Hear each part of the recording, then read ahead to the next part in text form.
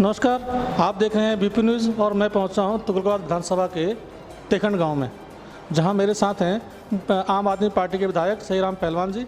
उनसे हम कुछ बातें करेंगे और जानेंगे कि उनकी आगे की क्या क्या योजनाएं हैं इस विधानसभा के लिए और आगे जो निगम चुनाव होंगे उसके बारे में बात करेंगे। सबसे पहले हम जानना उनसे चाहेंगे, बीते दिनों लगभग 2-3 महीने से दिल्ली के अंदर मुद्दा चल रहा है स्कूलों का। आम आदमी पार्टी कहती है हमारे स्कूल बहुत बेहतरीन है, हमने बहुत काम किया है, और भाजपा लगाती है आरोप, कहती है कोई काम नहीं हुआ, आम आदमी पार्टी झूठ बोल रही है, झूठ पर बनी हुई सरकार है। भाजपा ने इसी विधानसभा के इंदिरा कल्याण विहार में परसों ही एक स्कूल का उद्घाटन किया है। बहुत ही भव्य स्कूल उन्होंने बनाया है और उसको देखकर लगता नहीं कि भाजपा ने काम नहीं किया। उनसे बात करूँगा और जानूँगा स्कूलों के बारे में। पहलवान जी नमस्कार। नमस्कार जी। मैं ये जानना चाह रहा हूँ, आपके इस क्षेत्र में भाजपा कहती है आपने स्कूलों को काम नहीं किया, मुझे बताइए आपने कितने काम करे स्कूलों के बारे में? देखिए, भाजपा क्या कहती है क्या नहीं कहती, वो तो जुमलों की सरकार है। झूठ पे झूठ बोलना उनका काम है। पिछली योजना में ही मेरी विधानसभा में 7 हायर सेकेंडरी स्कूल हैं। सातों की नई बिल्डिंग तोड़ के नई बिल्डिंग बनाई गई हैं। वो कैसे कह देंगे? हमारे सांसद महोदय गए थे पीछे रेलवे कॉलोनी स्कूल में, एक जगह एक टॉयलेट की छोटी सी ये साइड में जो टाइल लगी होती है ना, वो टूटी हुई थी, उसे दिखा रहे थे। 3 बार यहाँ से विधायक रहे वो, 2 बार से सांसद है। वो बताए ना उन्होंने कितने स्कूल बनवाए हैं, एक गिनती करके बताते हैं मुझे। स्कूल, इतना बढ़िया स्कूल परसों उद्घाटन किया है इंदिरा कल्याण विहार में, जो आपकी विधानसभा में आता है, उसके लिए क्या कहेंगे? नहीं, मैं तो उसके लिए कहूँगा बहुत अच्छा काम किया है। अभी कुछ दिन में वो आएंगे, तेखंड का भी स्कूल का उद्घाटन करेंगे। माननीय राज्यपाल जी, इस स्कूल का जो इतिहास है वो धारा 370 से कम नहीं है। वो भगवान श्री राम के मंदिर के निर्माण से कम नहीं है जी इस स्कूल का इतिहास। मैं यहाँ पर पास में मेरा गांव है, 1.5 किलोमीटर दूर है, और मैं यहाँ पर राजनीतिक क्षेत्र में रहते हुए काम करता था। तो मैं टेंटों के अंदर और फिर टीन की शेडों के अंदर तपती दोपहरी में इन गरीब बच्चों को जब पढ़ते देखा करता था, तो अथक प्रयास करने के बाद भी ये स्कूल बनने को तैयार नहीं होता था जी, और कोई ना कोई बहाने इस स्कूल में लगा करते थे। मैंने यहाँ के लोगों से कहा कि ये स्कूल बनवाना है तो आपको ये झूठे वादे करने वाले, झूठे रेवड़ी बांटने वाले नेताओं से निजात पानी पड़ेगी। ये माननीय राज्यपाल जी, पूरा वार्ड जे क्लस्टर झुग्गी बस्तियों का 60,000 वोट है। सारा झुग्गी बस्ती में, लोक सेवा बस्ती में गरीब लोग रहते हैं, ये टोटल वार्ड। और इस वार्ड में गरीब लोग रहते हैं, तो मैंने कहा जब तक तुम यहाँ पर जनप्रतिनिधि ऐसा नहीं बनाओगे जो तुम्हारे लिए कर सकेगा, तो ये स्कूल बन नहीं पाएगा। और इन लोगों ने हमारी प्रार्थना सुनी, इसके लिए मैं इन सबके चरणों में नमन करता हूँ, यहाँ के क्षेत्रवासियों में। और इन्होंने अपना जनप्रतिनिधि पहली बार यहाँ पर बनाया, और जब जनप्रतिनिधि यहाँ पर बना, विनोद टुंडेलकर जो भारतीय जनता पार्टी के सिंबल पर जब से देश आजाद हुआ था, इसलिए मैंने धारा 370 भगवान श्री राम से जोड़ा है कि वो पहली बार कॉर्पोरेटर बना। और माननीय राजनाथ जी इस स्कूल का शिलान्यास करने के लिए देश के गृह मंत्री आए सर। कितनी सौभाग्यशाली जगह है कि देश के गृह मंत्री यहाँ शिलान्यास करने के लिए आए और इनॉग्रेशन करने के लिए एक एमसीबी का स्कूल। जैसे हमारे देश के प्रधानमंत्री ने जब टॉयलेट की बात लाल किले से की थी, तो बड़ी लोगों ने प्रधानमंत्री शौचालय की बात करते हैं, प्रधानमंत्री। तो ये मोदी जी के नेतृत्व में हो सकता है, और ये बड़प्पन मोदी जी के आस्था के अंदर काम करने वाले लोगों में हो सकता है कि दिल्ली का उपराज्यपाल एक छोटे से स्कूल के उद्घाटन के लिए हम सबके आवेदन को, निवेदन को स्वीकारे, और उस दिन पर स्वीकारे कि जिस दिन हमारे देश के लोकप्रिय प्रधानमंत्री जी का जन्मदिन हो, जिन्होंने पूरा जीवन अपना गरीब लोगों के कल्याण के लिए, गरीबों की आवश्यकता की पूर्ति के लिए 11 करोड़ टॉयलेट बन जाना, 9 करोड़ गरीब परिवारों को उज्ज्वला योजना में गैस कनेक्शन दे देना, 27 करोड़ परिवार देश में हैं। आयुष्मान भारत योजना देश में लागू करने के बाद हर गरीब की उस चिंता को खत्म कर देना कि बीमारी में इतनी शानदार बिल्डिंग बनी, कहेंगे हमने बनवाई है। इसके रिकॉर्ड तो निकलवा कर देखो,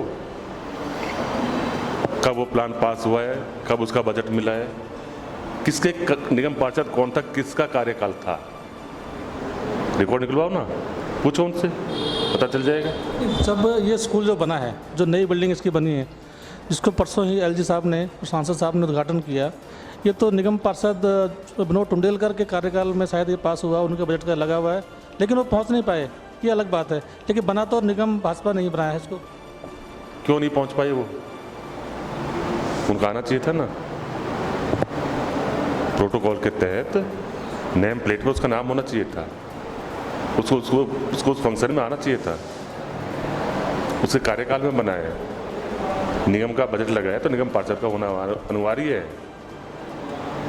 ये तो उनकी, क्या कह सकता हूँ उसमें, उनकी क्या है, आपसी रंजिश है या कोई लेन देन का मामला है। लेकिन मैंने तो सुना है कि वो वहाँ गया था, लेकिन उसको एंट्री नहीं होने दिया स्कूल में, तो बहुत गलत बात है।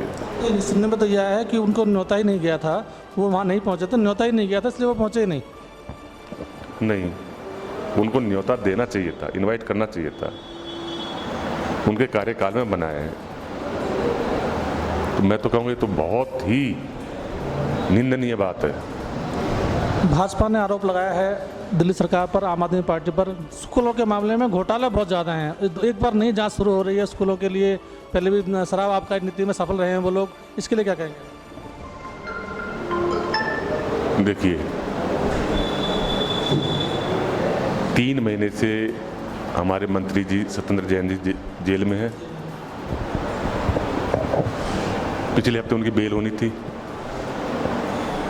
ईडी ने कह दिया कि कोर्ट ठीक नहीं है, मतलब कोर्ट को भी चैलेंज कर रहे हैं लोग, कोर्ट बदल दो, जज बदल दो। अब उन्होंने हमारी जो व्यवस्था है, कानून व्यवस्था है, कौन देख रहा है इसे? अब उनको पे भी शक है। और अगर घोटाला हुआ है तो बताए ना कोर्ट को। कोर्ट ने 3 बार फटकार लगा चुका है कोर्ट, जिस आदमी ने केस किया उसको 50,000 रुपये का जुर्माना लगा चुका है कोर्ट। तो चार्जशीट क्यों नहीं जमा कर रही है? वो बताया तो सही कोर्ट को, देश की जनता को बताया तो सही क्या मिला है। कल ही एक जो कार्यक्रम था, राष्ट्रीय जनप्रतिनिधि सम्मेलन जो था, उसमें केजरीवाल जी ने कह दिया, भविष्यवाणी कर दी कि बहुत सारे विधायक उनके जेल जाने वाले हैं, 3-4 महीने के लिए तैयार हैं। ऐसा क्यों कहा उन्होंने? 3 दिन पहले एक और विधायक गए ना, क्या मिला उस पर? अगर किसी मेरे जानने वाले के यहाँ कोई अवैध हथियार रखा है या पेमेंट रखी हुई पैसा रखा है, उसमें मैं कहाँ से इन्वॉल्व हो जाऊँगा? उसका कोई अपना बिजनेस होगा और गैर कानूनी वो हथियार रख रहा है, तो उसका जिम्मेवार तो वो होगा ना, मैं थोड़ी होऊंगा। मैं तो ये कहूँगा अमानत तो जेल भेजा है, अमानत के पास क्या मिला है? कुछ नहीं मिला ना, जेल भेज दिया। अभी पिछले हफ्ते ही आपने न्यूज़ में देखा होगा, हमारे संजीव झा, अखिलेश त्रिपाठी, उनको दोषी ठहरा दिया। क्या कसूर था उनका? किसी मामले को लेके उनके क्षेत्र की जनता थाने पे प्रदर्शन कर रही थी, उसको अनुमति नहीं ली थी ना उन्होंने। थाने पे प्रदर्शन की अनुमति कब देती है पुलिस? नहीं देगी ना, तो आप विरोध नहीं करोगे। अगर आपके क्षेत्र में कोई घटना घट जाती है तो आप थाने नहीं जाओगे? क्यों नहीं जाओगे भाई? उसी पर उन्हें दोषी ठहरा दिया। तो ये प्लानिंग है इनकी सबकी।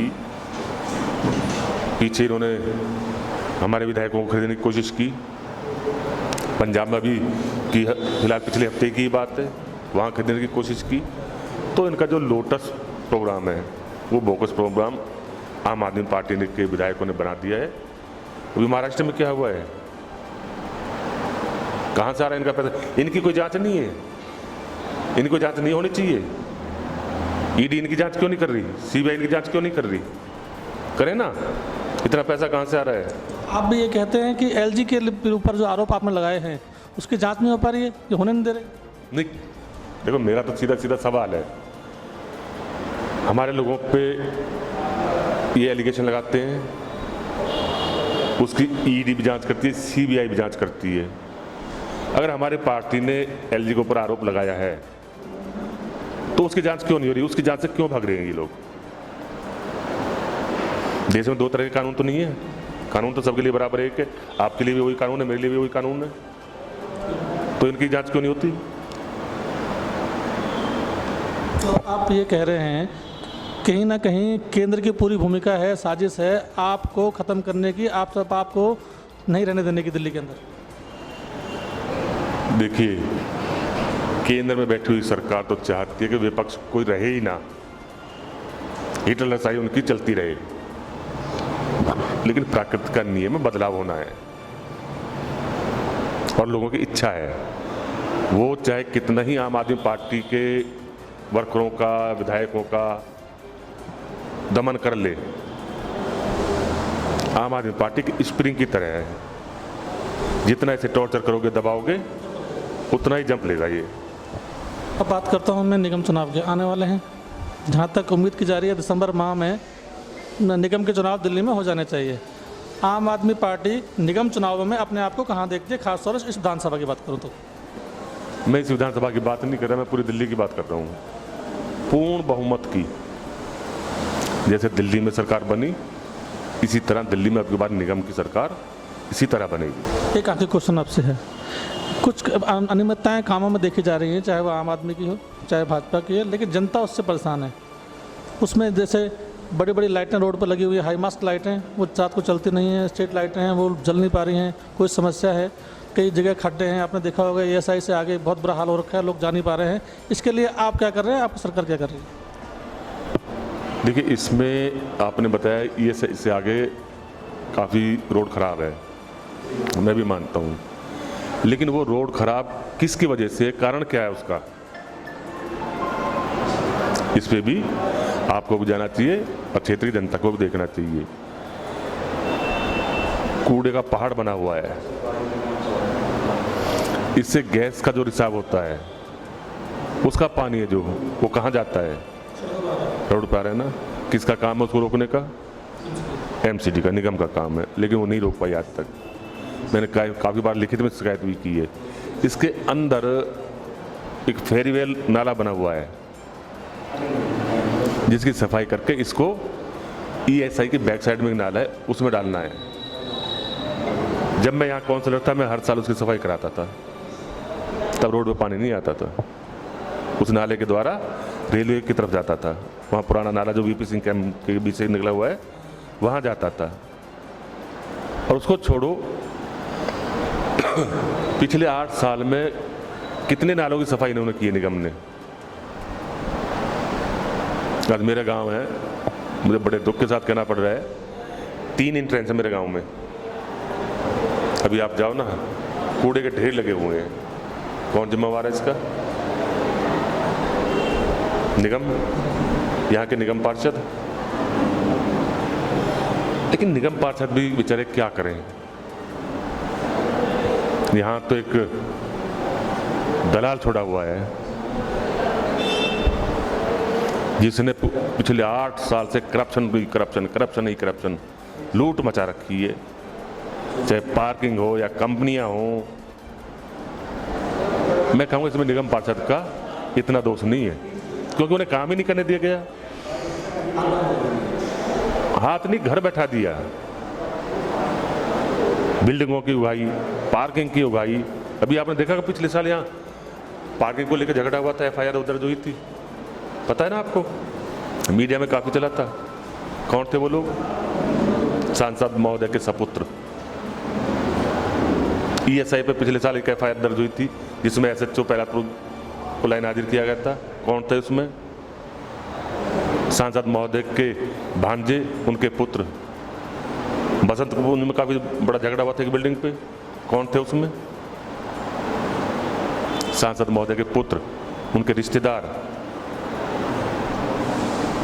तो तो इनकी लूट खसोट की राजनीति चल रही है, अब चलने वाली नहीं है। लेकिन जो आपने आरोप भी लगाए और बताया कि इन पर एफआईआर हुई है, लेकिन उनकी जांच हुई है, अभी तक प्राथमिक दर्ज हो गई, इनको बेल मिल गई, लेकिन ये नहीं है कि वही लोग थे।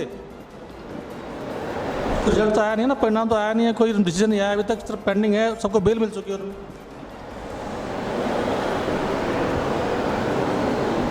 देखिए, यही तो दुर्भाग्य है। किसको नहीं पता कौन था, किसको नहीं पता गाड़ियां किसकी मिली, गाड़ियां छोड़ के कौन भगा, किसको नहीं पता। लेकिन अभी सांसद महोदय हैं, उनके प्रेशर में लोग हैं, कब तक वो सांसद रहेंगे? उसके बाद तो कार्रवाई होगी ना। हमेशा किसी की नहीं चली है, प्रकृति का नियम है बदलाव। जिस दिन बदलाव आएगा उन सबको पता चल जाएगा कौन ठीक है कौन गलत है। आम आदमी पार्टी बदलाव कर देगी क्या? अब भी किसी को शक है क्या? बात करो गुजरात की। आप दिल्ली की ले लो, गुजरात की ले लो, कहीं की भी उठा लो, अब भी किसी को शक है तो मैं कहूँगा वो नादानी है। धन्यवाद आपका। Thank you. ये थे मेरे साथ सहीराम पहलवान जी, जिनसे हमारे हमने चर्चा की, बात की, और उन्होंने बताया उनकी रणनीति किस तरह की है और भाजपा का आरोप किस तरह से लगा रही है। उन्होंने अपनी बातों को विस्तार से रखा। मैं कहता हूँ बहुत अच्छी बातें हमारी हुई है। हम चलते हैं वापस स्टूडियो। नमस्कार।